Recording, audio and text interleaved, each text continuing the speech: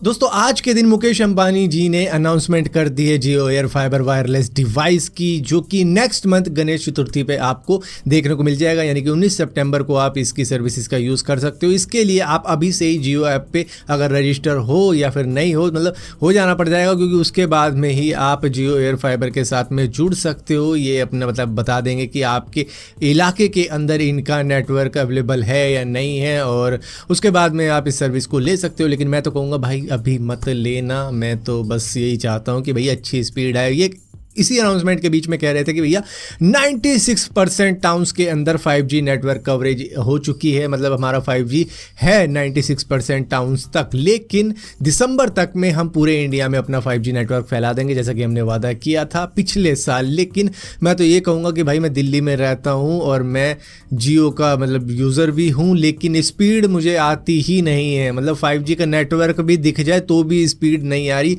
क्या गलती मेरे डिवाइस की है या जियो की? नहीं, वो कहेंगे तेरे डिवाइस की गलती है। मेरे पास S21 अल्ट्रा है सैमसंग का, फिर भी नहीं चलती भाई स्पीड। सो मतलब कहने वाली बात यह है कि भाई 5G का सिग्नल आने पर भी स्पीड नहीं आती। कई बार नेटवर्क मतलब अपनी दुनिया में घूमता रहता है, आप वीडियो देख रहे होंगे उस पर भी बफरिंग आ रही होती है, जबकि 5G के अंदर ऐसा नहीं होना चाहिए। मतलब बफरिंग का तो नाम ही नहीं होना चाहिए। 5G के साथ में तो ये कहा जाता था कि कहीं अमेरिका में बैठा हुआ डॉक्टर यहाँ पर ऑपरेशन कर देगा, इस तरीके से काम होगा। लेकिन उसमें भी अगर बफरिंग आ जाए तो कोई क्या कर लेगा? तो भैया अभी भी दिक्कतें हैं, चाहे एयरटेल की बात करो, जियो की बात करो। खैर VI का तो 5G का पता ही नहीं है, लेकिन इन दोनों के पास में जो 5G है वो अटक जाता है भाई। किसी कमरे में बैठे हुए होगे तो शायद आपको 5G का सिग्नल भी ना आए, और आएगा तो कभी चला जाएगा, आएगा और स्पीड उतनी आएगी नहीं। मतलब 4G के लाले पड़ रहे थे, इधर 5G आया तो खुशियां आई, लेकिन उसकी स्पीड 4G से भी गई गुजरी। दोस्तों इसरो के गगनयान 1 मिशन की लॉन्चिंग शायद 2024 की शुरुआत में हो जाएगी, जिसके अंदर इसरो की ही एक रोबोट को भेजा जाएगा जिसका नाम व्यू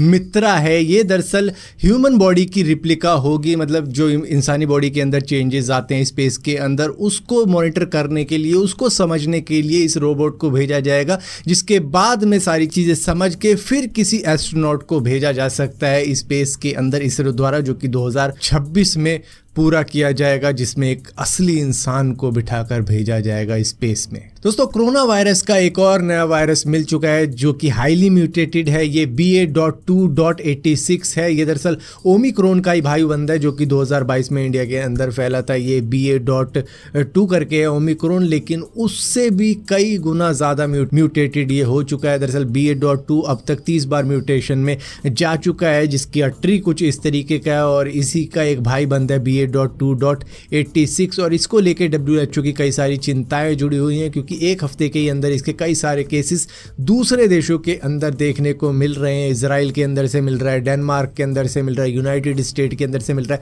यूनाइटेड किंगडम के अंदर से मिल रहा है, और भी कई सारे देश इसकी चपेट में आ चुके हैं। और चिंता इसी बात की है कि ये कहीं दोबारा से एक और वेव ना ले आए, क्योंकि एक हफ्ते में ही कई सारे केसेस देखने को मिल रहे हैं। दोस्तों यूके के म्यूजियम में चोरी की घटनाएं काफी ज्यादा बढ़ रही है। मतलब इनके पास में लाखों आर्टिफैक्ट्स मौजूद हैं, जिसके अंदर ज्वेलरी है, जेम्स है और दूसरी तरीके की चीजें मौजूद हैं, लेकिन कोई ऋतिक रोशन स्टाइल के अंदर इसकी चोरी कर रहा है, जिसकी वजह से वहां के पार्लियामेंट में भी इसकी चर्चा हो रही है कि भैया ये चोर कितने बेशरम है, नीच है, नंग है। इस तरीके की बातें हो रही है कि हमारे देश के अंदर इस तरीके की चोरी कर रहा है। लेकिन इन बेशर्मों को ये मालूम नहीं है कि इंडिया के अंदर से ही इन्होंने वो सारे आर्टिफैक्ट, ज्वेलरी वगैरह चीज़ें चुराई हैं। और बेशर्मी का आलम ये है कि उसके ऊपर नेम टैग के ऊपर भी लिखा हुआ है कि कहाँ से कौन सी चीज़ किसकी चोरी की है। बाकायदा ईयर भी लिखा हुआ है कि ये इतने साल पुरानी है, इस साल पे हमने उठाई थी, इस साल की, मतलब उस ज़माने की ये चीज़ है, इस राजा की है, उस महाराजा की है, ये वहाँ से ली थी, यहाँ से ली थी, कोहिनूर उससे चुराया था। तो इस तरीके की